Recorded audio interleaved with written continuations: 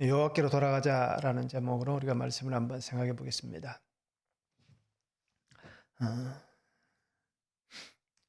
호세아에게 하나님 말씀을 임합니다. 그래서 호세아를 통하여서 백성들에게 하나님 말씀을 전하는데요. 오라 우리가 여호와께로 돌아가자. 낫게 하실 것이고 사메어 주실 것이다. 그리고 일으켜 세워 주실 것이다 라고 말씀을 전합니다. 하나님은 인애를 원하시고 제사를 원하지 아니하며 번제보다 하나님을 아는 것을 원한다 라고 말씀합니다. 그러나 어떻습니까? 아담처럼 언약을 어기고 반역하면 결국 멸망을 당할 수 있다, 당할 것이다 라고 그렇게 오늘 성경은 말씀합니다. 자, 여호와께로 돌아가자. 첫 번째는 우리를 일으키실 분이 주님이심을 믿어야 됩니다. 1절에서 3절입니다. 오라 우리가 여호와께로 돌아가자. 여호와께서 우리를 찢으셨으나 도로 낫게 하실 것이요 우리를 치셨으나 사메어 주실 것임이라. 여호와께서 이틀 후에 우리를 살리시며 셋째 날에 우리를 일으키시리니 우리가 그의 앞에서 살리라. 그러므로 우리가 여호와를 알자. 힘써 여호와를 알자.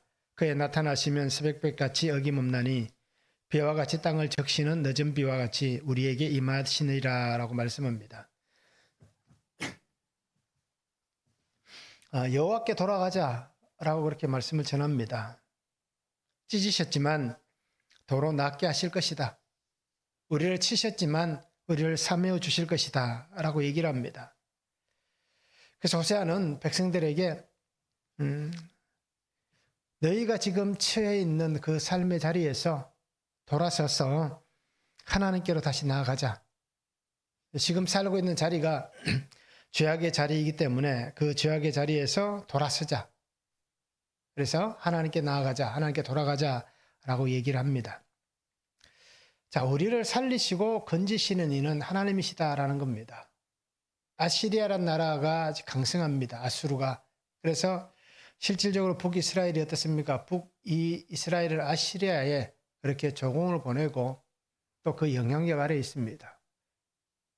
그리고 자신들도 강대하다라고 얘기하지만 더 강대한 나라에게는 머리를 숙일 수밖에 없잖아요. 그뿐 아니라 바알과 아세라, 그저 가나안 땅에 있는 그 우상의 문화에 빠져 있습니다. 그러기에 자신들이 살 수 있는 길, 힘 있는 나라를 의지하는 것도 아니고 자신들이 살 수 있는 길이 그 우상 앞에, 그저 돌 앞에, 나무 앞에. 그래서 우리가 호세아서를 보아서 알지만 나뭇가지와 같은 그런 것에 마음을 주고 의지한다고 해서 우리가 살아날 수 있다라고 얘기하지 않는 것입니다. 그래서 우리를 살리시고 우리를 건지시는 하나님께로 우리가 돌아가야 한다라고 얘기합니다. 그럼 호세아가 얘기하는 것이 무엇입니까? 여호와께서 이틀 후에 우리를 살리시며 셋째 날에 우리를 일으키시리니라고 얘기합니다. 자, 이틀 사흘이라는 단어가 나옵니다. 이 얘기는 삶은 짧다라는 것을 얘기합니다. 우리가 살아가는 삶의 시간은 짧은 시간이다.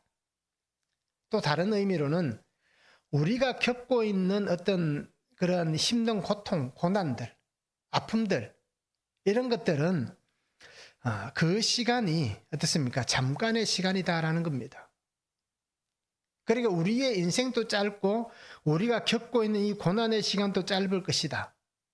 그런데 우리가 하나님 앞에서 하나님과 함께 살 때에 하나님께로 돌아갔을 때에 이 시간이 잠깐의 시간에 불과한 것이지, 그죠? 하나님과 상관없으면 그 시간은 결코 짧은 시간이 아니라 그 시간이 자신에게 마지막일 수 있기에 그 시간은 영원할 수 있다라는 것입니다.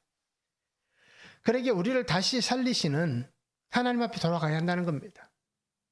우리가 세상에서 멸망당하지 않고 하나님 주신 그 은혜 안에 살기를 원한다면, 그 삶으로 살아가기를 원한다면 나를 살리시는 하나님의 은혜 앞으로, 하나님의 사랑 앞으로 나아가자라고 얘기를 하고 있습니다. 실제로 우리가 살고 있는 그 시간이 어떻습니까? 지금 우리가 겪고 있는 시간이 나이에 따라서 다르다라고 얘기하잖아요. 젊을 때는 하루하루의 시간이 굉장히 긴 것 같지만 나이가 들어가면 들어갈수록 어떻습니까? 그 시간이 굉장히 짧다라고 얘기를 합니다. 그래서 나이만큼 달려가는 속도를 우리가 그렇게 많이들 표현하잖아요. 10대 때는 10km의 속도로 가는 것 같지만 50대, 60대가 되면 그 속도로 달려가고 80대, 90대가 되면 더 빠르게 달려간다. 손살같이 지나간다 라고 우리가 그렇게 말들을 많이 합니다. 자, 그러기에 우리를 살리시고 우리를 건지시는 하나님께로 돌아올 수 있기를 원합니다. 하나님은 여전히 우리를 사랑하시고 하나님이 여전히 우리를 인정해 주고 계십니다. 그리고 우리가 살아가야 될 삶의 자리는 세상이 아니라 그죠? 하나님의 품 안이다 라는 것을 우리가 잊지 않았으면 좋겠습니다. 자, 이 세상이 우리를 집어삼키는 것 같은 이 이틀, 사흘이란 시간, 어떻게 보면 이 말에 대해서 주석가들이 이렇게 해석을 합니다. 전쟁과 같은 큰 고난이라고 얘기를 합니다. 그 이틀이나 그 사흘은 어떻게 보면 전쟁과 같은 큰 고난의 시간이지만 하나님께서 돌보신다면, 그죠? 그 시간이 이틀, 사흘, 하나님의 은혜 안에 있으면 짧게 느껴지지만 그 속에 고난 가운데 있으면 어떻습니까? 굉장히 긴 시간이잖아요. 근데 하나님의 은혜 안에 있으면, 하나님의 사랑 안에 있으면 다시 일어날 수 있게 하시고 다시 이겨낼 수 있게 하시고 다시 살아갈 은혜를 주신다라고 얘기를 하고 있습니다. 그러기에 호세아는 하나님이 우리를 살게 하시기에 우리가 하나님을 알아야 한다라고 얘기합니다. 힘써 여호와를 알자라고 그렇게 얘기를 하고 있는 것입니다. 우리가 하나님을 알아야 될 이유가 뭡니까? 하나님은 나의 삶의 주인이다라는 겁니다. 하나님이 나의 삶의 주인이시다.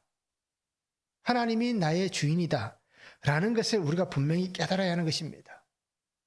그래야만 말씀을 따라서 하나님이 내게 주신 하나님 뜻을 분별할 수 있고 말씀을 따라서 하나님의 은혜 안에 순종하여 살아가는 삶이 될 수 있다는 겁니다. 하나님은 우리 가운데 항상 임재하여 계시는 분이십니다. 그러니까 호세아는 하나님을 알아야 되는데 어떤 하나님을 알아야 되느냐? 항상 나와 함께 하시는 하나님을 알아야 한다라고 얘기를 합니다.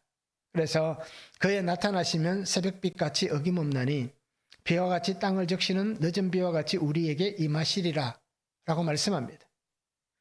새벽빛같이 우리에게 찾아오시는 분이다 라고 얘기합니다.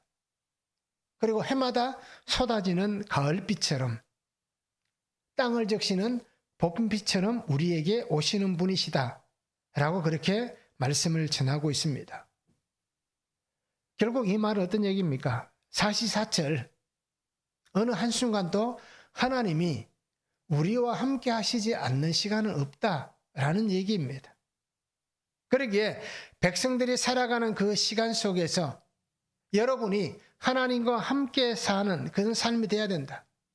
하나님께서 여러분들을 찾아와 주시고 여러분을 만나 주시기 때문에 여러분의 삶을 새롭게 해주시기 때문에 여러분들이 살기 위해서는 여러분들이 앉아있는 또는 살아가고 있는 그 삶의 자리, 우상과 죄의 자리인 그곳에서 나를 일으키실 분이 하나님뿐이시다.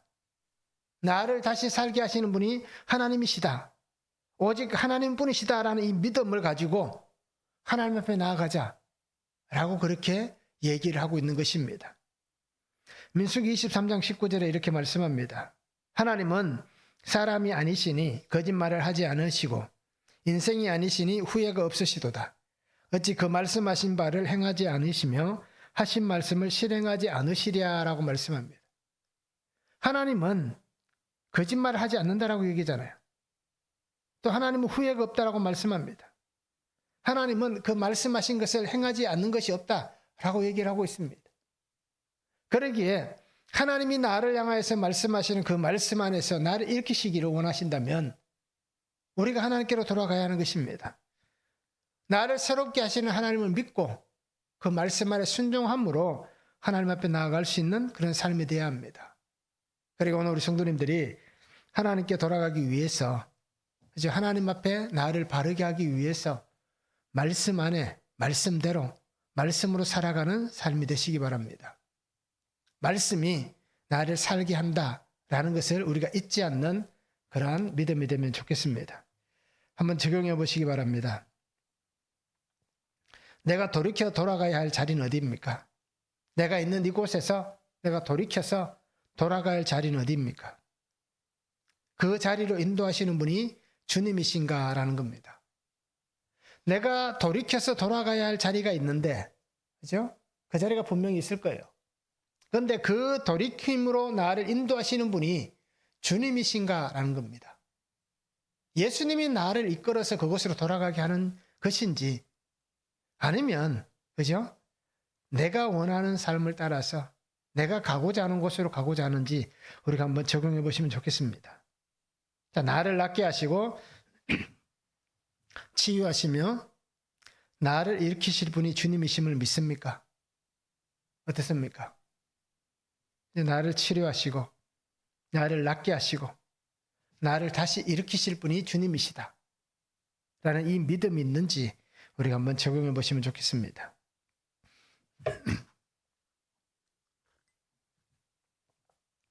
두 번째는 하나님이 원하시는 것을 행해야 됩니다. 4절에서 6절입니다. 에브라임아 내가 내게 어떻게 하랴? 유다야 내가 내게 어떻게 하랴? 너의 아이네가 아침 구름이나 쉬 없어지는 이슬 같도다.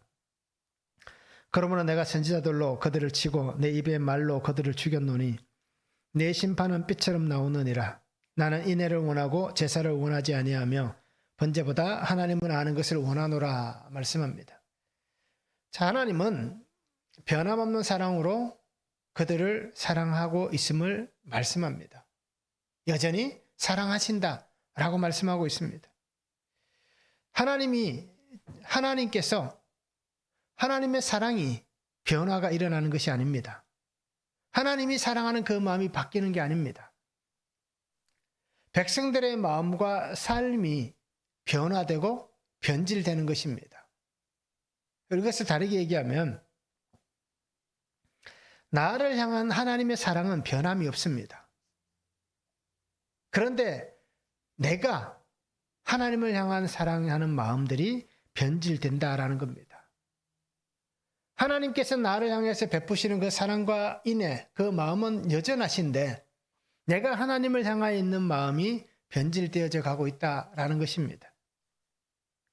하나님이 오늘 말씀에서 그렇게 얘기합니다. 너희의 인애는 아침 구름과 이슬 같다라고 얘기합니다. 인애라는 단어는 우리가 헤세드라는 단어를 씁니다. 인자라는 단어입니다. 자, 그런데 이 인애라는 단어는 어떻습니까? 그 속에 사랑이, 은총, 그리고 자비, 선 이런 단어의 뜻이 있습니다. 즉 인애라는 단어는 하나님을 사랑하는 마음으로 사람을 사랑하는 것, 이것이 인애입니다. 헤세드입니다. 그래서 우리가 인자라고 얘기할 때도 그런 의미가 비슷하게 들어가 있는 겁니다. 그래서 변하지 않는 하나님의 사랑을 얘기할 때 인애라고 얘기할 수 있습니다. 그런데 오늘 본명에 보면 너희의 인애는 어떻습니까? 아침 구름과 이슬 같다라고 얘기합니다. 즉 그 말은 어떤 말입니까? 아침 구름은 어떻습니까? 이슬은 어떻습니까?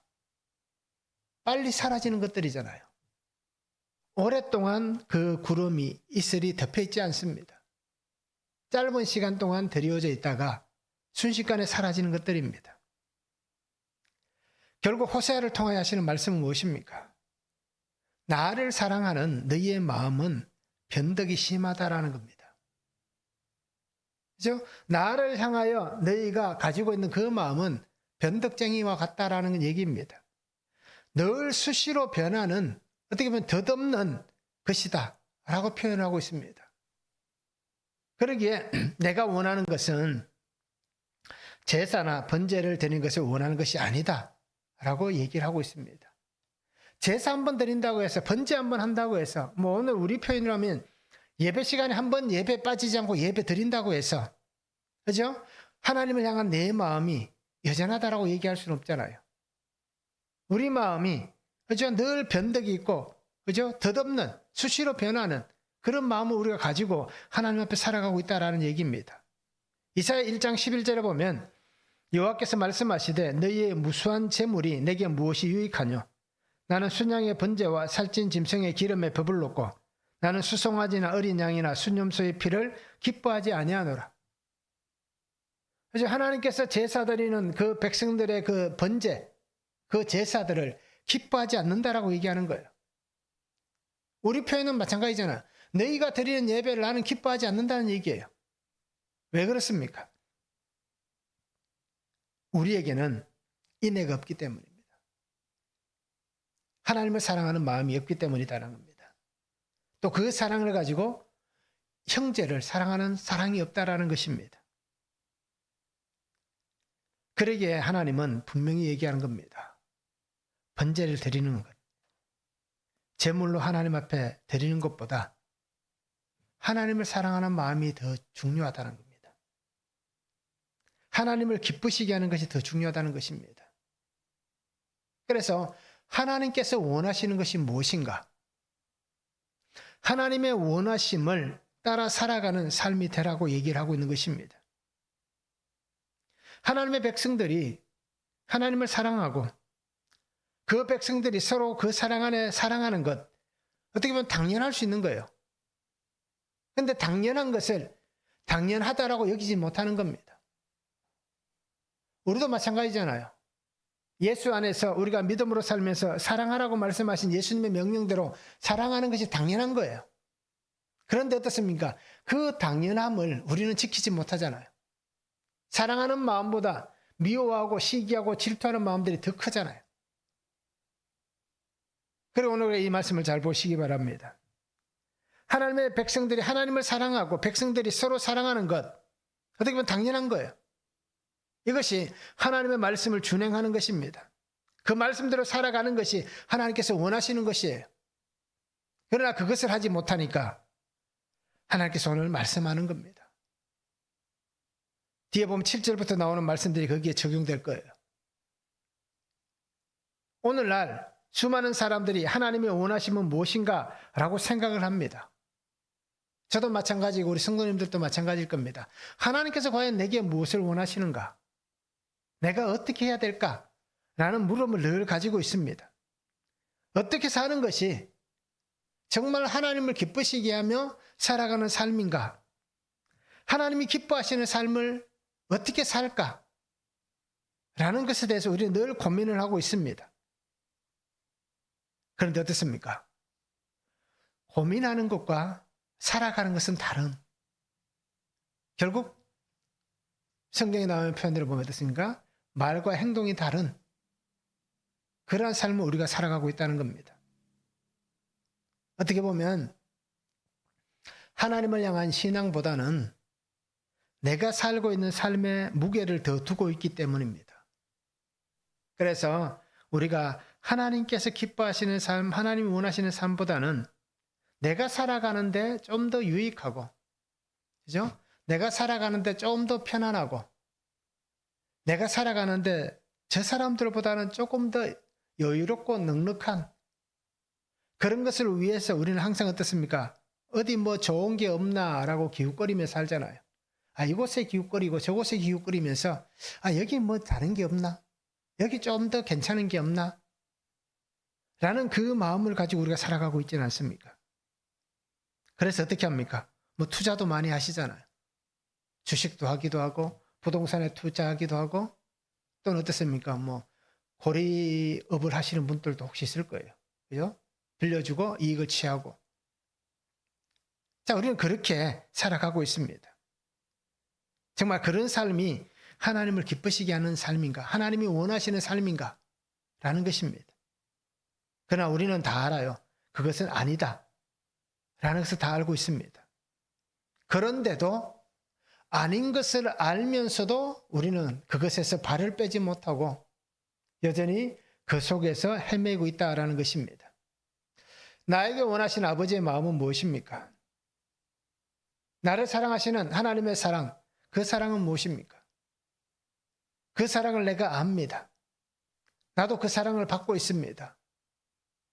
그러면서 정말 하나님께서 내게 원하시는 아버지의 마음은 내가 받은 이 사랑을 가지고, 예수님도 말씀하셨잖아요.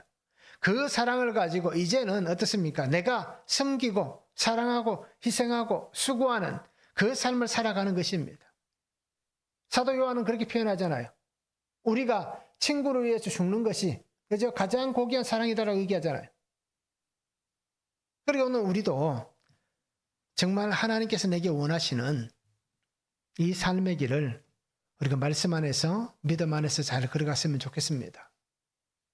주님은 십자가를 지면서 우리를 사랑하시는 아버지의 마음에 원하시는 대로 그 길을 걸어가셨습니다. 그래서 겟세마네에서 뭐라고 기도하셨습니까? 내가 이 잔을 마시지 않기를 원합니다. 그런데 나는 이 잔을 피하고 싶은데 아버지께서 원하신다면 나는 피하고 싶지만 아버지의 원하심대로 내가 이 길을 가겠습니다. 이 잔을 마시겠습니다. 라고 그렇게 기도를 하셨잖아요. 그 고난과 고통의 길을 아시기에 피하고 싶지만 그런데 아버지께서 내게 원하시는 마음, 나를 사랑하시는 나의 아버지께서 내게 원하시는 그것이 무엇인지를 알기에 예수님은 그 고난의 길을, 십자가의 길을 걸어가신 거예요. 그럼 우리는 어떻게 해야 됩니까?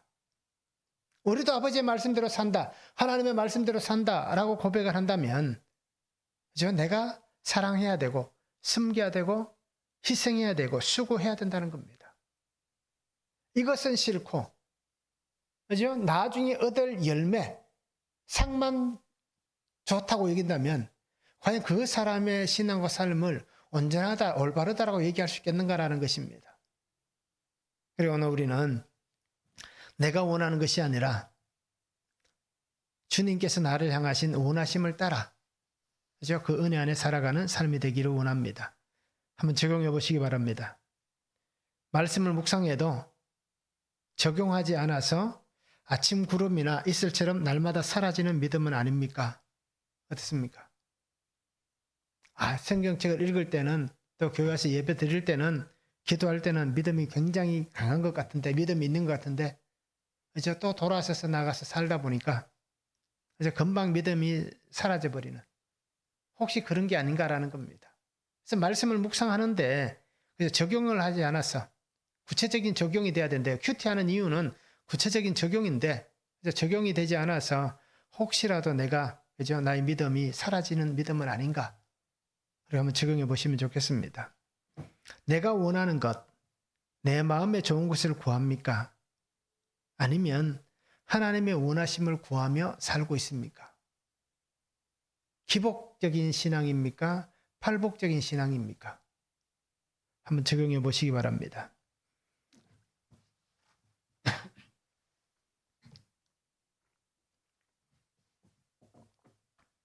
세 번째는 죄의 자리에서 약속의 은혜로 나아가야 합니다. 7절에서 11절입니다. 그들은 아담처럼 언약을 어기고 거기에서 나를 반역하였느니라. 길르앗은 악을 행하는 자의 고울이라 피발자국으로 가득 찼도다. 강도떼가 사람을 기다림같이 제사장의 무리가 세겜길에서 살인하니 그들이 사악을 행하였느니라. 내가 이스라엘 집에서 가증한 일을 보았나니 거기서 에브라임은 음행하였고 이스라엘은 더럽혀졌느니라. 또한 유다여 내가 내 백성의 사로잡힘을 돌이킬 때에 내게도 추수할 일을 정하였느니라. 자, 하나님은 북이스라엘 백성들, 유다 백성들도 마찬가지입니다. 그들이 아담처럼 나를 반역하였다라고 얘기합니다. 나와의 약속을 어겼다라고 얘기를 하고 있습니다. 그래서 길르앗은 악을 행하는 자의 고울이다라고 얘기합니다. 제사장 무리는 어떻습니까?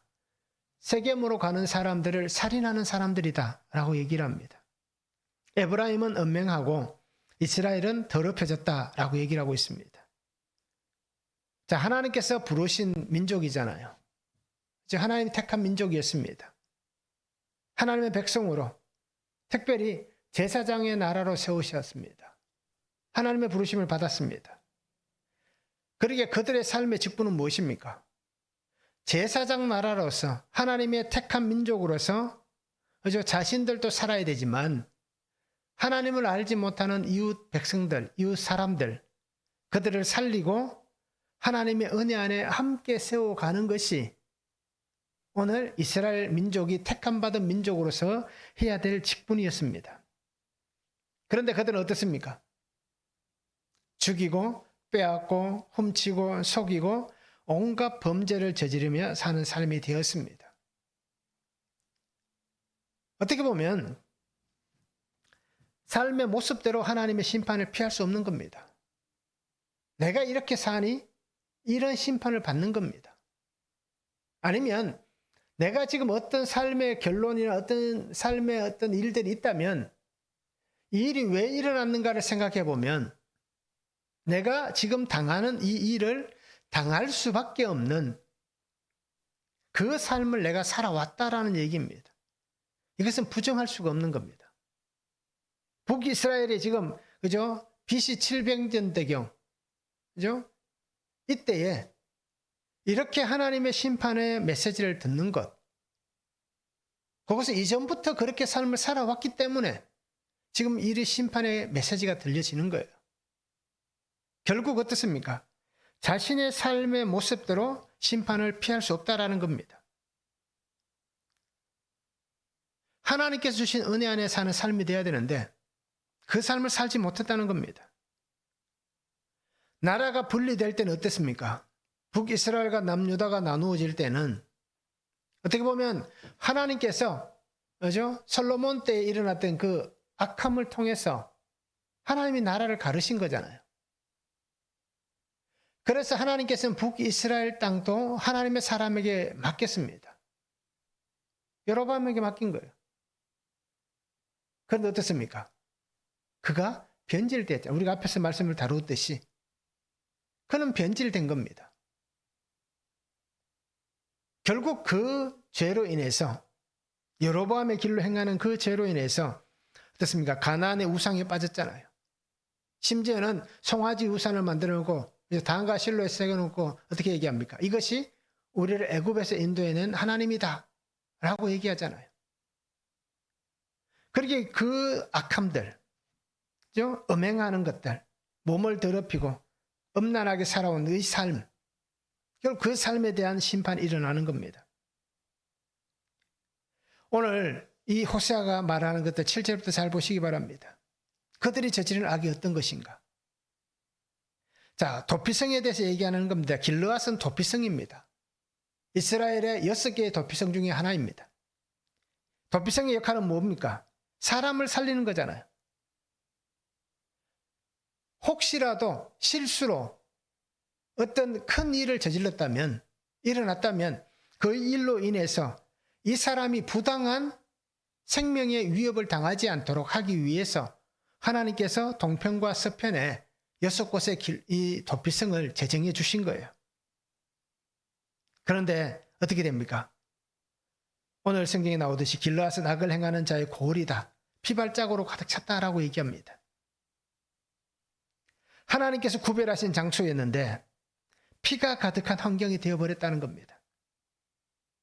하나님의 주신 생명이 억울하게 또는 복수에 의해서 죽임당하는 것을 막게 하기 위한 하나님의 긍휼의 은혜의 장소였는데 피가 가득한 죽이는 그러한 죄의 자리가 되어버렸다는 겁니다. 그러기에 너희는 죄의 자리에 있는 삶은 하나님의 심판을 피할 수 없다는 겁니다. 나의 삶과 신앙이 정말 하나님이 아닌 혹시 내가 다른 것에 빠져 있지는 않습니까? 말씀이 아닌 어떤 나의 가치들 또는 세상의 가치관들 그런 것에 붙잡혀 살아가고 있지는 않습니까? 아마 대부분 사람들은 그렇게 살 겁니다. 그렇죠? 내가 더 중요하고 내가 살아가는 이 세상이 더 중요하다고 얘기할 겁니다.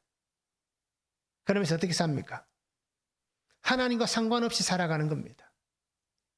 아니면 하나님이 두려워서 그죠?